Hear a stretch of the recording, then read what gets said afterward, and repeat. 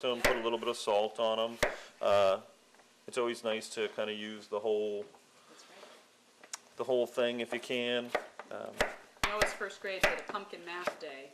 Oh, really? Count how many seeds were in his Oh pumpkin. my God! How many seeds did you have in your pumpkin? Do you remember? I forget. You forget. Is it like 500 or something? There's a lot of seeds in a pumpkin, aren't there? Okay, cool. Thank you. I'll get you something to clean your hands with. One was almost 1,000 seeds. Holy mackerel! I love pumpkins. That's a lot of little pumpkins if you plant them all. Okay, so we're going to get our butternut finely diced. Get that ready to go.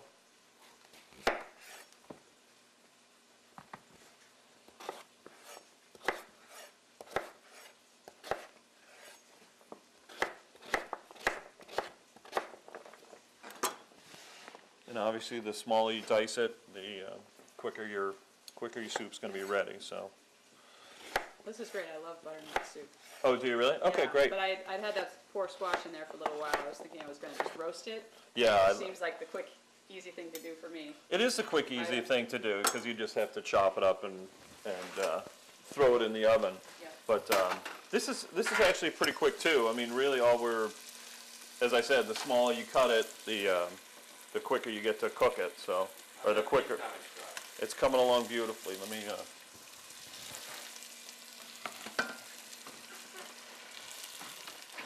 You can smell it starting to caramelize there. Oh, wow. Yeah, nice. All right. Beautiful. And did you notice I wasn't back and forth to this thing all the time. Yeah. The key is getting the pan the right temperature and leaving it alone. Because a lot of people feel that they've got to always stir and move and shake, but we would never get that nice browning that we're looking for if we were constantly over here stirring and stirring and stirring.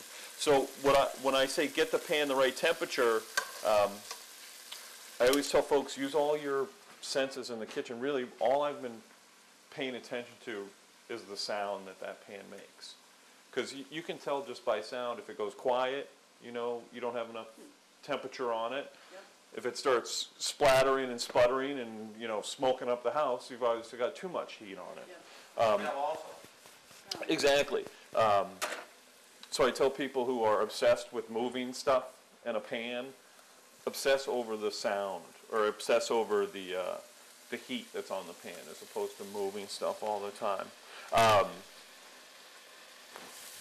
You know, that's starting to build a little bit. So we're gonna go down. We're gonna go down a little bit there. Okay. All right. So we've got our butternut squash over here. We're gonna start. I'm gonna start prepping some vegetables for my stew. Just gonna clean off this real quick. Give me 2 seconds.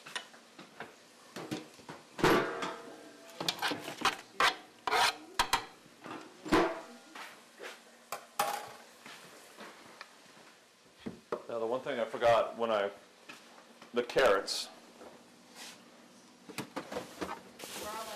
Oh, I thought I saw carrots, no? I thought I saw carrots too. I think I saw oranges. Look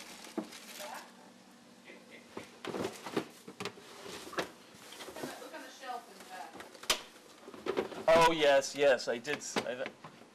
That's where I saw them. Everybody's looking for carrots. Carrots. Oh, we found some mushrooms. I found some mushrooms too. I'm going to pop those in the beef stew also. Yeah, aren't those beautiful? Okay, so we've got some carrots now. If at all possible, don't peel your carrots because most of their, almost all of their nutrients and sugar is in the peel of the carrot. Vitamins. I don't know about sugars. Yeah, they really are naturally sweet. If you want, I do it often at the restaurant for cooking class because I like to talk about roasting vegetables. But just take carrots, cut them into little little strips. I shouldn't say strips. Baton is the probably like quarter inch by quarter inch by 2 or 3 inches, and toss them with a little bit of olive oil and salt and pepper, and roast them until they start to turn brown. Yeah, incredibly sweet. Yeah. You would never believe it unless you had tried it before. So. So You know you what get- else? You know what else I heard about carrots? When you buy them with the stems on them, you should cut the stems off because it takes away from the. Oh, it keeps drawing Yeah, nutrients right, out you of the always root. Bring yeah. them home. You just cut the tips off, just the way you leave them like Yeah, that. exactly. Just That leave 'em makes like that. perfect sense. Yeah. So as I was saying earlier about carrots, this is kind of what I try and do is just take off a little Give it- maybe edge just a little to base give there. yourself a little Yep. base. But in this case, I'm just going to chop little carrot circles. You want the ends? That's the best part. You sure? You don't want a little mid-morning Oh, snack? There you go. There's nothing better. So we've got a carrot. Pardon me. That's okay. Now the celery. I'll do the talking for you. Cut the celery, about the same size as the carrots, so they all cook evenly. I always take into account the fact that the carrots are a lot harder, so I'll cut my celery a little bit bigger. Uh-oh, I was wrong. That's quite all right, Bob. That's what you're the trained professional photographer. I'll be the trained professional chef. Or we'll pretend that that's what we are. All Well, right. you don't have to pretend too much.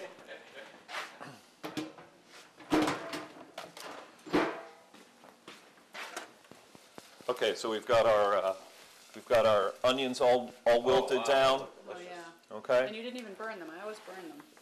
That's Cook 'em too it's fast. yeah it's I always talk about when I'm at cooking school at the restaurant.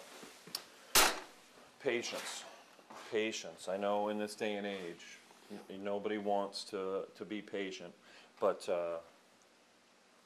your grandmother always told you haste makes waste, and she was right, whether you want to admit it or not. Okay. Now. How's that look? It's looking good, doesn't it? Yeah. All right. Can you see all that beautiful dark, it's called fond, in the bottom of the pan? Yeah. All right? Now what we want to do is we don't want to leave that on the bottom of the pan. We want to get that up and out and into our stew. Okay? And what we're going to do is, if you've ever heard the term deglaze, we're going to deglaze the pan, which basically means add some sort of liquid to it to release it. Now I've got some chicken stock right here. This is going to go into my butternut squash soup. Just enough to cover, because I really want I want that butternut to really shine through. I don't want to necessarily, and obviously a little cover will help us speed that along a little bit, because we're really just cooking that until our squash is tender, so that we can mash it up or whip it up or do whatever we want to. And you'll notice I haven't done any seasoning to that. I'll always wait until a really final preparation and then add all my seasonings and so on. Okay, so to deglaze our pan over there, we're gonna, we had beef stock here, which is perfect, just what we needed. But really, any liquid will do. Red wine. Water, even water. That's what I was gonna say. Water. Anything to get those things to release from the bottom of the pan. I like the alcohol base. Well, yeah, it depends. Red I mean, wine. something like this, I would do a little red wine probably. So once I add it, the key is to get back in there with the spoon. And can you hear that little scrape? You know, when you hit a pocket, you really want to get in there and get all that stuff. Brown bits. You want to get all those brown bits loose and floating around in that broth. You don't want it to end up sticking to the bottom of the pan. Now, when I go to the store and looking for stock, they have stock, they have broth, they have fat-free, not fat-free. What do you look for? Experiment and taste them. I would. You know, don't stock up on a big batch. Try it and see what. Low sodium, yeah. That way, because I, like you said, I prefer to control my own seasoning. So the lower the sodium, but taste them and see what you like. See what you like best. That's not bad. All right. So into our stew, I'm just going to cover it for the time being, and I've got it still on. I still have it on medium heat. And we're going to finish putting together our stuff to go into it. There you go, Bob. Thank gosh, garlic. And I won't necessarily chop this up or anything. I'm just gonna drop this in there whole, and then you can have it later on. Everybody looks for that little nugget of garlic. I'm gonna do some potatoes. I like to do skin on personally, just because much like carrot, a lot of the nutrition is in the peel. And I am going to throw in those mushrooms too. They may fall apart, they may not, but they're going to add some nice flavor to it. And I also, when I'm braising, especially beef, I always like to add a tomato component to it, a little bit of tomato, and I'm actually going to cheat, and I'm going to add a little bit of ketchup to it. Oh. There's something about Flavor? a little bit of sweetness that it just adds a little something to it. Now these tomatoes, I'll cut small because these are probably just going to hopefully just break down in the stew, basically. Yeah.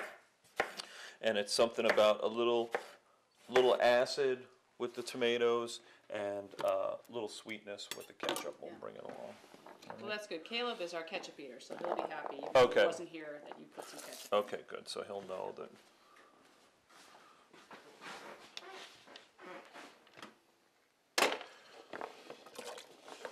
Whoa. Carrot down. That's all right. That's all right. Now, once again, I try not to crowd it. I don't want to overwhelm the pan. I want there to be plenty of stock to kind of get absorbed into all those vegetables and that beef. Here, Put the you garlic want- in, you want Scott? that one? Did you put the garlic? No, I didn't put garlic in. You got the garlic? No, I did. Yes. Oh, No, I okay, fluffed good. it in there. Don't you worry. Don't you worry. Now, what So do the you think other about? thing, you never wash, You can. Yeah. You There was wash, there was a whole thing about it. They don't absorb moisture. Water? They don't absorb moisture. Oh. But so you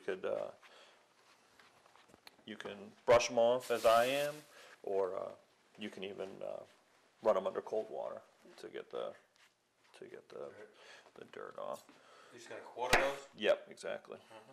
Bob, what are you were like one step ahead of me today. What's going on? You're like, Make this stew did you have your coffee? What's going on? Maybe it was the I'm on decaf now. 4 weeks of vacation you just got back 2 weeks, from? 2 weeks, come on. And I noticed you didn't bother cutting off the little dry ends. No, not at all. They're gonna completely fall apart in there.